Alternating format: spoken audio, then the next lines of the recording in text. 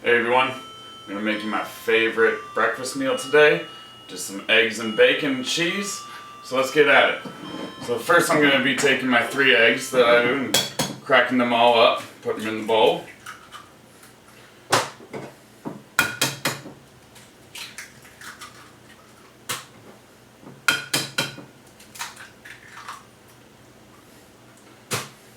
Yep. Then after that, I'll be adding the ingredients. So at first I'm starting out with the turkey. Adding the onion.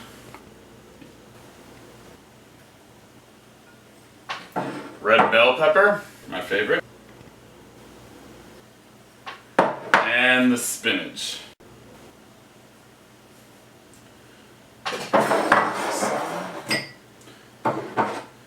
Once we got all the ingredients in the bowl, then we can season it up to your liking.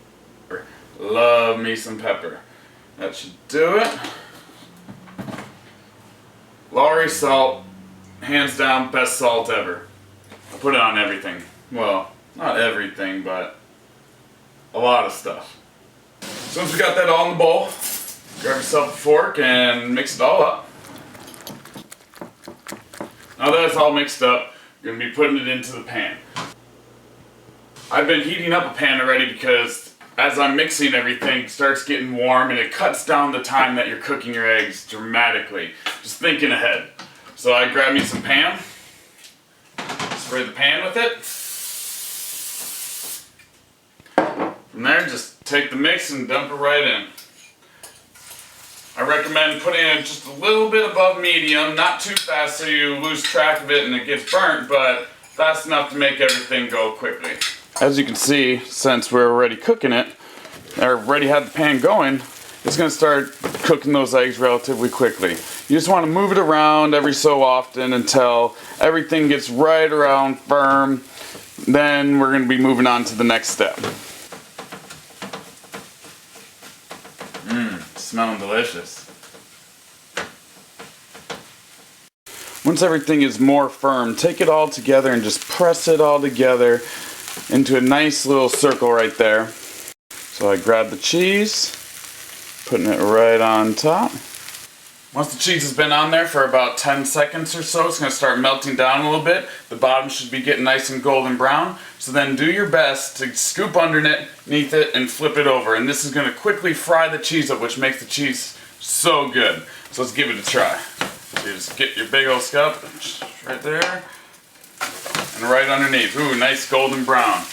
Pay close attention to the cheese when it's on the bottom, right on the frying pan. If you go too long, it's going to start burning and it's going to get that rubbery taste that you don't want. Should be done now, so then you take your bowl. And all you do is just inch it off there.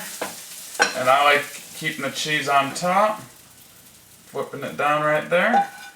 And get the rest of the ingredients. Voila. So there is the cheese and eggs mixture right there, completely finished. So once everything's done, you want to be taking the pan, you can put it right back on the burner and grab your bacon. And we're going to be using that same frying pan though. With the bacon, you're actually going to want to cut all the strips right in half. I only use 4 strips, so then it's very easy to cook. And then just set it right there in the pan. This will keep it from bundling up on all the other pieces of bacon and having half-cooked bacon. It'll cook it completely even, and it doesn't take long at all like cooking a whole package does.